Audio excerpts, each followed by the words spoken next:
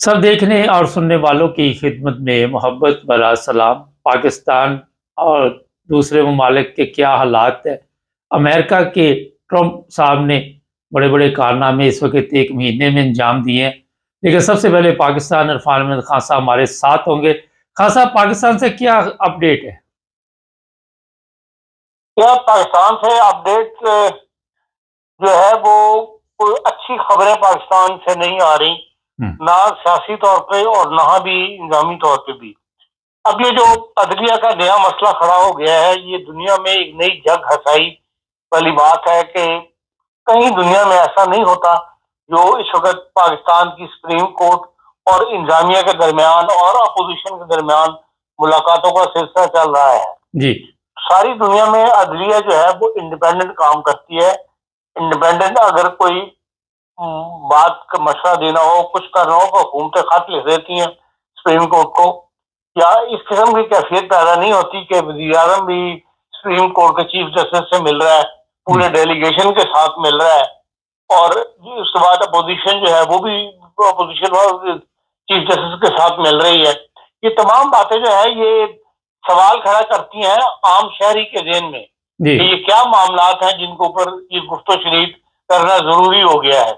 बाद ऐसे मामलात इस वक्त मौजूद हैं जिनके ऊपर जो शक में आता है कि शायद उस सिलसिले में ही कार्रवाई की गई हो। सबसे बड़ा मसला उनमें जो फौजी अदालतों की कार्रवाइयां हैं वो अभी तक किसी के नतीजे पर नहीं पहुंचे। सुप्रीम कोर्ट भी मुकदमे को लटकाया जा रहा है। फिर ये है कि सुप्रीम कोर्ट की सजाएं जो है वो आया उनको रुकवाना चाहते हैं, क्योंकि ज़ाहिर है उनके खिलाफ जो भी फौजी अदालतों ने सजाएं दी हैं उनकी अपील सुप्रीम कोर्ट में जानी है या आईनी अदालत में जानी है, तो उसको रुकवाने की कोशिश की जा रही है। इस किस्म के इकदाम जो हैं वो जजेस को भी आपस में तकसीम कर रहे हैं। आप अगर देखते हो जो कार्रवाई छपती है अखबारों के अंदर या जो टीवी वगैरह पर बयान किया जाता है बाज़ वीलॉग के अंदर, बाज़ वीलॉग स्पेशल है जो खास तौर पर सुप्रीम कोर्ट की कार्रवाई को नशर करते हैं, तो उनसे यही पता लगता है कि सुप्रीम कोर्ट के अंदर भी तकसीम हो गई है। अब एक नई तकसीम जो है वो इस्लामाबाद हाई कोर्ट के अंदर इन्होंने पैदा कर दी है। सरफराज गोंदल साहब को पंजाब हाई कोर्ट से लाकर उनको सीनियर जज बना के, तो उसके खिलाफ जो है अब 5 जजेस ने सुप्रीम कोर्ट के अंदर रिट दायर कर दी है। अब ये दुनिया का एक अनोखा वाकया है कि भाई सुप्रीम एक हाई कोर्ट का जज और 5 जज मिलकर सुप्रीम कोर्ट में अपने सिस्टम के खिलाफ जो है वो एक रिट लेकर जा रहे हैं। अब इस किस्म के वाकयात जो है अब जो इस्लामाबाद हाई कोर्ट है बार है उसने उनको सपोर्ट किया है सुप्रीम कोर्ट को, 5 जजेस को, कि इनकी बात सही है। अब ये भी तकसीम दर तकसीम वाली बात है कि भाई हर मामले में हम तकसीम होते चले जा रहे हैं, बजाय इससे कि सर जोड़ के एक मुश्तरका फैसले पर पहुंचे ताकि मुल्क आगे की तरफ बढ़े। हर फील्ड में तकसीम दर तकसीम हो रही है। आज देखें लाहौर हाई कोर्ट के अंदर पंजाब बार एसोसिएशन के इंतखाबात हैं, वहां का रिजल्ट क्या आता है।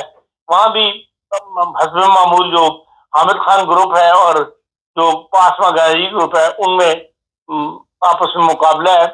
जो भी चाहे ऐसा मतलब कदम उठना चाहिए जिससे जो मुकला है उनके दरमियान इत्तेहाद नजर आए।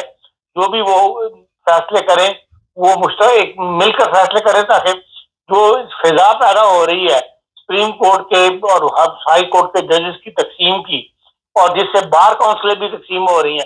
हर बार काउंसिल में 2-3 ग्रुप बने हुए हैं। एक तो सियासी ग्रुप है मौजूद है, लेकिन जो कुछ फैसले हो रहे हैं उन पर भी कोई सपोर्ट कर रहा है, कोई उसकी मंफी कर रहा है। तो ये तकसीम दर तकसीम वाला मामला जो है ये पाकिस्तान को मजीद कमजोर कर रहा है। इस तरफ हुकूमत को तवज्जो देनी चाहिए, लेकिन हुकूमत को अपने मसाइल थे, क्योंकि हुकूमत कोई स्ट्रॉन्ग हुकूमत नहीं है, ये भी किसी की बनाई हुई हुकूमत है। इसीलिए आप देख रहे हैं कि किसी तरफ भी कदम आगे नहीं बढ़ रहा। अब तक तो रुई का मसला था कि जी रुई की प्रोडक्शन 40% कम हुई है। अब आज ये बताया जा रहा है कि जी पिछले 7 महीने के अंदर चावल की जो एक्सपोर्ट है वो मुसलसल गिर रही है। 2 चीजें आप एक्सपोर्ट करते हैं दुनिया को, एक टेक्सटाइल और एक चावल। दोनों के अंदर आपके अंदर जो ग्राफ है वो नीचे जा रहा है। तो इसका मतलब है कि आप इकसादी तौर पर आप पर रुकावटें खड़ी हो रही हैं। आप قدم آگے نہیں بڑھ رہا بلکہ پیچھے جا رہا ہے. 2 وفد اب تک ہو کر آ چکے ہیں. آج یہ خبر ہے کہ مزید 2 وفد جو ہیں وہ پاکستان آنے والے ہیں ورلڈ بینک کے لیے. یہ ساری کاروائیاں جو ہیں یہ ایک کمزور ملک ہونے کی وجہ سے دنیا ہماری طرف توجہ کر رہی ہے اور ہمیں پریشرائز لانے کے لیے اس قسم کے وفد جو ہیں وہ بار بار آ رہے ہیں. جو ہمارا وزیر خزانہ ہے وہ بھی یہ بار بار اس بات کی نشاندہی کر رہا ہے کہ بھئی جو ہم نے وعدے کیے ہوئے ہیں بڑی طاقتوں سے یا بڑے اداروں کے ساتھ وہ ہم پورا کرنے میں کوشش میں لگے ہوئے ہیں کہ بھئی ہم ان پر پورا اتریں, لیکن ابھی تک ہم پکڑائی نہیں دے سکے, اس حد تک ان پر عمل نہیں کر سکے. اور یہی وجہ ہے کہ بیرونی وفد جو ہیں وہ بار بار بانش اداروں کے وہ یہاں آنے شروع ہو گئے ہیں, کیونکہ ظاہر گیا کہ آدھا سال گزر گیا ہوا ہے. آدھے سال کیا تو فروری بھی گزر گیا, جون سے نیا مالی سال شروع ہو جانا ہے. تو پھر اس پیریڈ کے اندر جو کچھ ہم نے وعدے کیے تھے آیا وہ پورے کر سکے یا نہیں کر سکے, کیونکہ اس پہ دار و مدار ہے ہمارے اگلے بجٹ کا جو جون میں پیش ہونا ہوتا ہے. تو اگلا سال کا بجٹ کے لیے ہمیں وہاں سے کیا ملے گا, کیونکہ جو ملتا ہے وہ ہمارے بجٹ کا حصہ ہوتا ہے, اسی کی بنیاد پر ہم بجٹ بنانے کے قابل ہوتے ہیں. جی خان صاحب, پاکستان کا سپریم کورٹ ہو, ہائی کورٹ ہو, جج ادھر بیٹھ جائے جج ادھر بیٹھ جائے, جج کسی جگہ بھی بیٹھ جائے, ان کی حیثیت تو ایک منشی کے علاوہ کچھ بھی نہیں. اسی طرح حکومت کی بھی یہی حالت ہے کہ وہ بھی جیسے ایک منشی کا کام ہوتا ہے یا چپراسی کا کام ہوتا ہے, سارا کچھ وہی چل رہا ہے. تو طاقت جن لوگوں کے پاس ہے وہ چاہتے نہیں کہ ملک جو ہے وہ ترقی کرے, تو عدالتیں وہاں پہ کیا کرے, جج کیا کرے وہاں پہ؟ ایسی بات نہیں ہے وارث صاحب, اگر عدالت چاہے تو ملک کے سسٹم کو درست کر سکتی ہے, لیکن یہ جج جو خود دیکھ جاتے ہیں ان طاقتوں کے آگے جھک جاتے ہیں, جس کی وجہ سے خرابی مزید پیدا ہوتی ہے. ورنہ سب سے زیادہ بڑی طاقت جو ہے وہ اس وقت عدلیہ کے ہاتھ میں ہے, اور عدلیہ کے ہی ہاتھ میں ہوتی ہے. اگر وہ چاہے تو ایسے فیصلے دے سکتی ہے, اوپر عمل کروا سکتی ہے, جس سے ملک کی سیاست کی ڈائریکشن جو ہے وہ درست ہو جائے. ایک جوید لطیف کا بیان میری نظر سے گزرا ہے, وہ کہتا ہے جی اگر ہمیں یہ گھر بھیجے گی فوج تو خود بھی یہ آرام سے نہیں بیٹھیں گے, ایک دوسرے کو بلیک میل کر رہے ہیں. آپ کیا دیکھ رہے ہیں کہ کیا ہونے والا ہے؟ یہ بھی خبر ملی کہ یہ سب سیاسی بیانات ہیں, یہ سب اصل طاقت جو ہے وہ پاکستان کے سسٹم میں اس وقت فوج کے ہاتھ میں ہے, اور وہ طاقت تبھی ٹوٹ سکتی ہے جب تمام سیاستدان اکٹھے ہو جائیں. ان کے پاس مثال موجود ہے ترکی کے اردگان کی, کہ ترکی کے اندر بھی پاکستان کی طرح فوج کا اقتدار زیادہ رہا ہے. فوج کی طاقت, سیاستدان بھی جب وہاں حکومت کرتے رہے تو فوج کی بات ماننی پڑتی تھی, فوج کے ہاتھ میں اصل طاقت تھی. لیکن ایک شخص پیدا ہوا اردگان, اس نے سب کچھ بدل کے رکھ دیا. اگر سیاستدان ہمارے اکٹھے ہو جائیں تو یہ اس کو پاسا پلٹ سکتے ہیں, لیکن سیاستدان یہ اکٹھے ہونے کے لیے تیار نہیں ہے. ہر ایک کا رخ الگ ہے. خان صاحب, طاقتور لوگ جو ہیں فوج ہے, اب ساری طاقت تو پارلیمنٹ نے فوج کو خود اپنے ایسے قوانین پاس کروا کے دے دی ہے, اور سپریم کورٹ سے جو طاقت تھی وہ پارلیمنٹ میں لے لی ہے. پارلیمنٹ کی طاقت فوج ہے, تو فوج تو کہتی کہ ہمارے بغیر تو یہ ملک چل ہی نہیں سکتا, اتنی کوالٹی نہیں ان سیاستدانوں میں عرصہ دراز سے. ابھی آپ کو میں بتا دیتا ہوں کہ حالات یہ ہیں کہ وہ گرین جو سڑک بنوائی تھی ایک ہی بارش میں غرق ہو گئی ہے, وہ مریم کی. تو جس ملک میں نمبر گیم ہو وہاں پہ آپ کس طرح چاہتے ہیں کہ ترقی ہو؟ دیکھیے فوج اسی لیے کہتی ہے نا, فوج فائدہ اٹھاتی ہے سیاستدانوں کی کرپشن کا. ان کی فائلیں ان کے پاس موجود ہوتی ہیں, جو سامنے رکھ کے وہ ان کو دبا لیتے ہیں, اور یہ فوج کی بات ماننے پہ تیار ہو جاتے ہیں. پارلیمنٹ میں وہ فیصلے کرتے ہیں جو فوج کہتی ہے. اگر یہ خود کھڑے ہوں, خود سچے ہوں, تو پھر ان کے پاس اتنی طاقت موجود ہے کہ یہ پارلیمنٹ کو جو چاہیں اپنے سوچ کے مطابق یہ سیاسی فیصلے کر سکتے ہیں. لیکن یہ خود کرپٹ اتنے زیادہ ہیں, ہر ایک کی کرپشن کی کہانیاں اتنی زیادہ ہیں کہ پھر فوج ان کو استعمال کرتی ہے. اچھا, تھوڑا سا انٹرنیشنل حالات پہ نظر ڈالتے ہیں. یوکرائن ایک دم ہی سسٹم چینج ہو گیا. یوکرائن کی جنگ کا, اگر فلسطینی وہاں پہ ہزاروں پتہ نہیں کتنے لوگ مر گئے, اور مجھے سمجھ نہیں آ رہی کہ یہاں پہ یہ سب اپنے اپنے بیانات دے رہے ہیں. ٹرمپ نے यूक्रेन के बारे में अकेले ही बड़ा फैसला कर लिया, क्या देख रहे हैं आने वाले दिनों में खान साहब? देखें, यूक्रेन के लिए तो जो अब अमेरिका और रूस के दरमियान तय होगा वही आपको मैदान में नजर आएगा, क्योंकि यही दो बड़ी ताकतें हैं और यूक्रेन ने जो कुछ किया वो अमेरिका के बलबूते पर किया।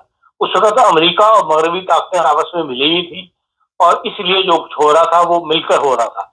अब यह है कि अमेरिका में सदारत बदलने की वजह से उसने कह दिया है कि उसे मगरब की जरूरत नहीं, वो ये मामला जो है यूक्रेन का मामला जो है वो रूस के साथ मिलकर तय कर लेगा और उसी की तरफ जो है वही आखिरी फैसला होगा जो मगरब को भी मानना पड़ेगा। सिर्फ मगरब अब ये चाहता है कि भाई जो इलाके रूस ने कब्जा कर लिए हुए हैं यूक्रेन के ऊपर वो खाली कर दे, ताकि इनके सर को जो करीब आ रहा है वो वापस अपनी सरहदों पे चला जाए। इसके अलावा कोई बड़ा मुतालबा इस वक्त मगरबी यूरोपीय यूनियन की तरफ से नहीं है। वो सिर्फ जो अब बात करते हैं वो यही करते हैं कि भाई इस जंग के अंदर जो उसने कब्जे किए हैं वो इलाके खाली करे रूस। जो भी बातचीत हो सऊदी अरब में हो या दो बड़ी ताकतों के दरमियान जो भी फैसला हो उसमें इस बात को मद्देनजर रखा जाए। असल चीज जो है देखना ये चाहिए कि सबसे ज्यादा मुतासर जो है वो फलस्तीन के अवाम हुए हैं, जहाँ पे के पूरा गजा का इलाका जमीन से लग गया है, जहाँ इंफ्रास्ट्रक्चर खत्म हो गया है। अब उसके लिए जो अभी G20 ममालिक की जो कल वो हुई है कॉन्फ्रेंस हुई है वजारत खारजा की, उसमें सऊदी अरब ने भी इस मसले को उठाया है और अब ये बात कहने पर वो हो गए हैं कि भाई जो दो रियासती हल है हम उसको मंजूर करते हैं। यही बात जो है क्लिंटन के जमाने में हुई, यही बात कार्टर के जमाने में भी हुई कि भाई दो रियासती हल को आप तस्लीम कर लें कि इसराइल को खत्म करना मुमकिन नहीं है।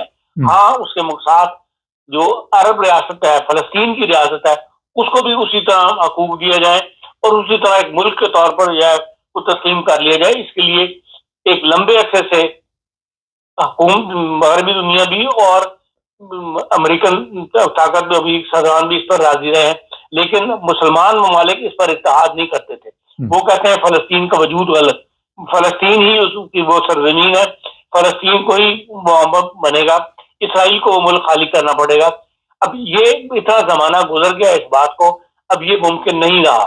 अब ये बात जो उन्होंने की है, अब कल 7 अरब ममालिक जो है वो इकट्ठे हुए हैं जिनकी कुछ आवाज है और उन्होंने भी ये जो ट्रम्प साहब ने हल पेश कर रहे हैं या ट्रम्प साहब चाहते हैं उसकी नफी की है कि इसराइल को सारा इलाका दे दिया जाए। अब वो कहते हैं कि गजा को जो है वहां उन्होंने भी दो रियासती हल की बात की है और गजा के अंदर दोबारा इंफ्रास्ट्रक्चर के लिए वो कहते हैं कि भी अपने पैरों पर खड़ा करने के लिए नए इकदाम किए जाए, नए कार्य। अब बात यह है कि ये 7 ममालिक वो हैं जिनमें से 5 तो प्रो अमेरिकन की बात सुनने वाले लोग हैं, चाहे वो इजिप्ट हो, चाहे वो उर्दन हो, चाहे वो सऊदी अरब हो, चाहे वो कतर हो, ये सब वो ममालिक हैं जो अमेरिका चाहता है वो करने में कामयाब हो जाता है। 2 ममालिक ऐसे हैं जिनकी आवाज को नहीं, सियासी तौर पर वो दुनिया में कोई ऐसा नाम नहीं रखते, कोई आवाज उनकी जो है वो इतनी पावरफुल नहीं है, जिसमें बहरैन है और दूसरा 7 का मुल्क है इनका। तो इसलिए आगे इन ममालिक में इन्होंने भी इसकी आवाज को तो उठाया है, लेकिन वो ये कहते हैं कि जब अप्रैल मार्च के पहले हफ्ते में जो अरब लीग का इजलास होगा उसके अंदर हम फार्मूला पेश करेंगे।